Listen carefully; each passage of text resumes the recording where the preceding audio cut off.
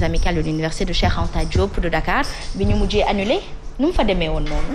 ok Asma tey rubrique éducation teg taxaw seetlu ci li nga xamante ne moom mooy élection amicale yooyu di xew ci université Cheikh Anta Diop de Dakar donc à chaque fois Asma Khadija élection yi bu jibee rek ñi nga xamante ne sax ñoom ñooy njiitul li nga xamante ne moom mooy université boobule day mel ni seen tension dafay daal di waaw dañuy nekk si njàqare ndax tout le temps ay scène de violence ay saccage waaye itam li nga xamante ne mooy image yi ñu mën a gis ni xewoon fële ca université Cheikh Anta Diop démb ak barki démb moo waraloon lii lépp ngir njiit li nga xamante ne ngir fal li nga xamante ne moom mooy amical yooyu donc image yi yaakaar naa ne Asma buñ ko gisee dinañ mën a jaaxle ci li nga xamante ne moom mooy suñu université boobu noonu di kapparu xam-xam fi nga xamante ne dañ fa war a dem ngir saafarante ci ay idée ci ay connaissance ngir jàng ngir gën a mën a yokk ngir jëriñ sa dëkk tey jii nii benn lieu de suñ ko xoolee nii day mel ni fii dafa am guerre moo fi xew wala séisme wala dara et yaakaar naa ne il est temps quand même que ñu poser benn aujourd'hui Asma yàgg nañu def fii ay rubrique éducation ñuy wax mais tey jii rubrique éducation day def benn coup de gueule parce que image bi nii buñ ko naree am ci li nga xamante ne moom mooy suñu enseignement supérieur ñun tey dañuy posé wu xalaat ñi nga xamante ne ñoo nekk première année ban vision la ñu war a mën a am bu ñu gën a wàccee ñi nga xamante ne ñoo def terminale wala ñi nga xamante ne ñu ngi en primaire suñuy xool lii di institution supérieure bi nga xamante ne moom mooy enseignement bii nga xamante ne moom la ñu war a dem après suñu jàng yile ban image tey jii nii la élèves yi di war a mën a am ndax ñoom dinañ yàkkam ci dem fi nga xamante ne moom mooy université ndax ñoom dinañ yàkkam ci bëgg même am fréquentation yi nga xamante ne tey jii nii boo amee sa bac ñu orienté la ça devrait être tey si sama yaakaar bu gën a ndaw ça devrait être benn privilège wala benn nga koy tiitaroo di ko ndamoo ne que yow dañ la orienté université mais tey jii nii ce n'est plus un privilège ce n'est plus un luxe ce n'est même plus li nga xamante ne moom mooy benn ndamukaay parce que université image bu ñuy wane image yi nga xamante ne te ñoomi neen la Asma Khadija parce que c'est entre étudiants amicales yi ñoom ñoo daal di jubli ndax ñi ñu fal Asma ñi ñu fal ñoom dañu indi benn opposition parce que à ce qui paraît dañ leen ajourné mais dinañ fa dem indi si ay leeral yu am solo dañ leen ajourné donc amuñu zéro voix la ñu am ñeneen ñi remporté te ñii di revendiquer lii Asma ils sont au pouvoir depuis 4 ans ils sont au pouvoir depuis 4 ans loo mënul nekk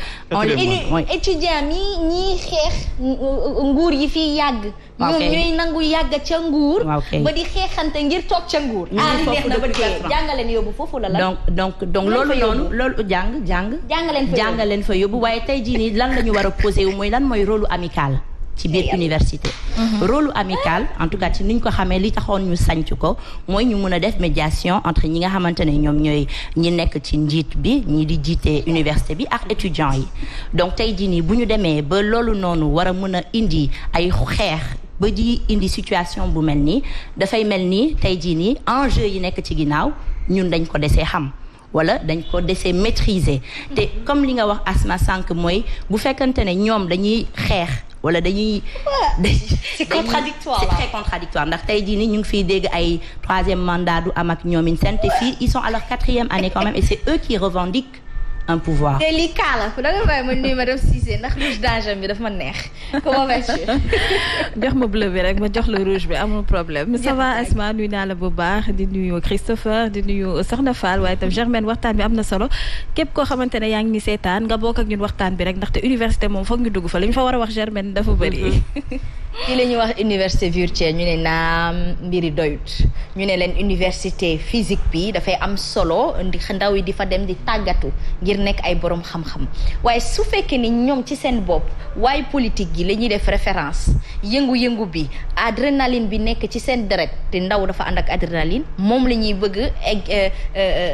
exercer nii dafay far ñaaw. Germaine Baros dañuy yàgg nañoo dut baaram tuuma ñi nga xamante ni ñoom ñoo di njiitu daara yu kawe yi waaye lii on est choqué finalement da ngeen di mujjee sikk dañ koy waxte dee mais lan mooy avantage dem nekk njiitu par exemple association yi def dafay am salaire ou bien je sais pas quoi. non dafa mel ni avantage yi enjeu man laa koy wooye du ma wax avantage. parce que lii ku dem xeex jaral la lii. ba image yu ñaaw yi di si feeñ ay enjeu yu réel ñoo nekk ci ginnaaw te enjeu yooyu noonu yaakaar naa ne foog ñu invité leen ñoom ñu mun ñu leeral li nekk ci ginnaaw. parce que tey jii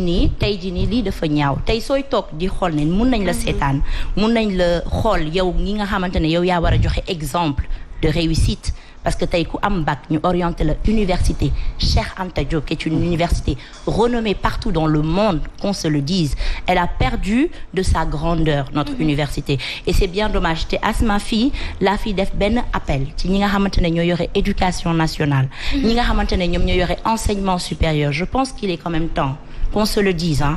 de faire des réformes sur notre système éducatif ça ne peut plus fonctionner je pense que lii nii au-delà de l'incivisme et de l'indiscipline yu ñuy dégager il y a un message fort aussi qu'il faut souligner et que ce n'est plus possible qu'à chaque fois qu'on entasse tout le temps les enfants dans une structure bi nga xamante ne qu'on n'ait pas peur de le dire c'est plus benn nid de chômeurs qu'autre chose. alors Soxna Fall yow mi jàng ci daara ju kawe joojule di Cheikh Anta Diop ci ay jamono bu ñu la daan yóbbu Cheikh Anta Diop rek orienté la foofule da ngay kontaan ndax kii nga xamante ni moom lañ ko duppee di Cheikh Anta Diop nee naa ñàkk ñu référence. kooku nekkoon jàngalekat bu mag nekkoon koo xamante ni il était très éveillé te comprendre ni culture mooy racine ak identité wu nit te faw bépp xam-xam di jublu culture nit ki li ñu fay gis di fa nemmeeku doonut li leen fay yóbbu. donte sax nag xëy na naam dañuy naan tantôt Abdoulaye APR fële ca Kaffrine moom mi ngi ñuy wax ne révolte étudiants yi c'est dû à de la nourriture ak yi ni mel ak yooyu mais pour man loolu yóbbuwuñu la foofu te képp kuy dem daara yaakaar naa ni da nga war a gànnaayoo xiif def ko sa xarit yaa ngi dégg ak nangu suufeel sa bopp ngir sàkku xam-xam du dëgg ça a été une porte de réussite boo daan dégg ko am bac rek da daan nekk lu grandiose yoo xamante ni si mais depuis Germaine commencé à s'expliquer maa ngi ko bëgguma ko woon a dagg mais dama ko bëggoon ko ne ce n'est pas quelque chose de nouveau à l'université. Mais bien pourquoi sûr. ça perdure depuis boobu avril passé il y avait des bagarres il y avait des blessés graves. Il faut amoon en 2018-2017 on se rappelle de ce qui s'est passé à l'université Cheikh Anta Diop de Dakar. Sanctions yi tombé woon ñu ni amicales yi dañ koy tas. des anciens étudiants yi amoon amicale ñëw taxaw ni kenn du ko fi tas pourquoi ñoom ñi nga xam ne ñoo jiite enseignement supérieur recteur baag wala ñi nga xamante ni si ñoo am pouvoir de décision. am ay prérogatives xam nañ li xew ci université bi te boobaag ba léegi mi ngi fay am di wéy lu tax du ñu jël seen ay dogal responsabilité qui aime bien châtie bien nekkatul woon amical pour ñuy dajaloo di xeex pour des intérêts personnels wala des politiques loolu moo lëmbe université Cheikh Anta Diop de Dakar mu bari clan politique moo fa dugg tas ko tasar kii fii la bokk kii fee la far ba ku ci nekk di défendre sa intérêt loolu bu waruñoo nangu muy dugg ci njàng bi di ko yàq te boobaak léegi mi ngi am te solution amul kon kay ñoom ñoo seetaan léthargie def ci am. Matar Diallo moom mi ngi conforté Soxna Fall ci li muy wax ni parce que lii ça touche tout le peuple sénégalais donc seen xalaat dama koy soxla sur la toile ñu koy weccante ci lii moom nee na soxna ce genre de violence lors des élections de délégués amicales dafa récurrent ces étudiants sont les futurs politiciens ou pire et même pire que nos politiciens actuels. Il faut ñu defaraat jikko yi Rokhaya Dieng Christopher Douglas il faut que ñu retourner à la source wala nag ñi ko jiite mat te jël seen matuwaay. mais au-delà de Asma retourner à la source tey jii nii système éducatif ou enseignement supérieur wala même système éducatif au Sénégal la ñu war a revoir Asma. Aujourd'hui tu ne peux pas tout le temps centrer toujours des orientations nga yóbbu leen ci ay université ça doit être une élite Asma Khadija. Vraiment. Ça sert à quoi d'aller faire 5 ans à l'université de sortir et de pas avoir de travail ça sert à quoi aujourd'hui d'être passé dans une université avoir cette certification et ne pas avoir de boulot donc aujourd'hui je pense que le problème se situe ailleurs au-delà des politiques fii lañ koy fekk fii lañ koy bàyyi ça va jamais changer cependant ce qu'il faut changer et ça c'est impératif amul ay suba wala gannaaw suba dañu ci war a toog dès maintenant gëstu ci seet souci mooy Sénégal système éducation moom moo obsolète il faut se le dire et il est temps que ñu toog ñu jàngat si jéem a changer de la maternelle à l'enseignement supérieur revoir at naka la ñuy orienter suñu ndaw yi ngir ñu mën a gën a centré wu ci formation ndax tey jii nii boo jàngee ba ne ar li ngay ñaan mooy am liggéey ngir mën a suturlu waaye jàng ba yey say kayit te tu ne sers à rien tu es obligé de te camper ci li nga xamante ne moom mooy lu ndaw li la université mën a may. En tout cas, c'est bien dommage. C'est très bien dommage. war nañu góorgóorlu ci nii ci ne ak na ca des waaye nag war nañu tamit càmbaraat mbir mi taxaw a xool waxtaan ci seen biir xale yi bu fekkee ni dafa jar sax ñu décentraliser léegi l'UCAD peut-être pourquoi pas ça peut atténuer les mœurs de les mettre bien loin. D'accord qu'au centre du Sénégal ou à la capitale au centre de la capitale peut-être que loolu tamit nekk na loo xamante ni chaque fois bu ñu ko waxee ñun taskatu xibaar yi ñu kii leen ñu défendre leen mais à un moment donné l'heure est grave est-ce que xëy na li leen di yokk fitna du lu ñu dëkk en plein cœur de Dakar nekk fii moo tax ñuy am fitu def naka sudul noonu xam na ni dina yegg ba pale mais bu ñu leen yóbbu woon ca village dinañ xam lépp. xëy na ci wàññi peut-être seen bariwaay loolu mën na nekk solution mais jafe-jafe yi fay am ci wàllu amical dama ni ñoo la ko gën a xam nañ ñoo ko fay indi xam nañ ña ko fay causé bu ñu bëggoon mu deñ tey dana deñ li ñu ko war a def pour mu deñ ñooñu ko gën a xam ñooñu gën a maîtriser li xew à l'université ñoom ñi nga xam ne ñoom ñoo jiite kon nañu bàyyi dañoo am seen ay ndaw ci ñooñu daal léegi loolu neex la ñu koy seetaan. voilà parfois dafay mel ne loolu daf ci am. wala ki war a jël décision dafa ragal jël décision wala bu jëlee décision dafa am daan yu ko ciy fekk wala quoi parce que ndongo bi ñëw jàngi si auparavant école boo fa daan dem liñ la sant ngay def par force sinon maître bi dala daan dóor cravaché li à l'université enseignement supérieur amatul dóor sanction moo ci am amical indi nañ ko fa mi ngi tas université bi xeex yeeg xuloo yeeg jamante beeg sànnante xeer beeg yàq bi mel ne tulleeg màlle ci ñoo xamante ne si ils doivent être des exemples pour demain au vu et au su de la population kon nañ ko dindi mais bu ñu toog rek croiser les bras ni def nañ lii wax nañ lii après mu jeex ka ñu mer ñu ñàkk a mer loolu warul nekk souci na mbir mi jaar yoon loolu war a nekk souci bi kon maanaam daal ca kaw a kaw ñoom la neex lii di demee nii yéen infusé virus bi daal gune yi pour ñu raw leen ëllëg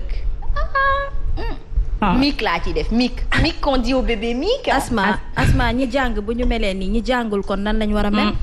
ñi nga xamante ne ñoo jàng ñoom ñi nga xamante ne ñu ngi acquérir ay connaissances à chaque fois ñu ngi def ay recherches à chaque fois donc ñooñu war nañ mën a am beneen taxawin bi ñu taxaw ba pare université bu ñu ko waxee nii jàngaleen fa war a mën a tax a jóg mais damay ragal ne dañuy fàtte li nga xamante ne moom moo leen dugal université encore une fois pour ñi nga xam ne du ñëpp nag ndax am na ci ñoo xam ne boo rombee corniche bi ñu ngi yore seen ay cahier di jàng di réviser ñooñu sax dañ leen di perturber te dañuy wax benn soble benn pomme de terre bu nëpp mën na yàq saaku donc ñooñu ñi nga xamante ne ñooy def dégâts yi dañ leen war di seppi dañ leen war di xàmmee comme ni nga ko waxee sànq ñu sanctionné leen. très bien en tout cas dañ koy ndar keppe fii bu dul loolu waxtaan bi du yegg te chronique yi des na macha allah lii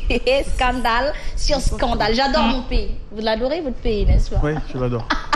Merci beaucoup en tout cas Germaine Barros pour cette actualité assez croustillante de l'éducation merci xam naa nag dañuy digresser ci ki nga xamante ni moom moo di savoir vivre laata ñuy ñëw ci ay tech ndax dafay am solo Soxna Fall moom day waxtaanee mbirum comportement wu supporter te supporter mi ngi nekk tamit jàngalekat gi nga xamante ni dafay supporter benn waay politique comportement bi ko war ndaxte nag am na loo xamante ni ñun ñëpp a ko bokk yem mooy di Sénégal te comportement yi bu fekkee ni dafa nekk à l'égard de tous rek égard de façon égarée rek ñun ñëpp ñooy ci loru Rokhaya Dia Madame Cissé moom la ñuy jox lay ngay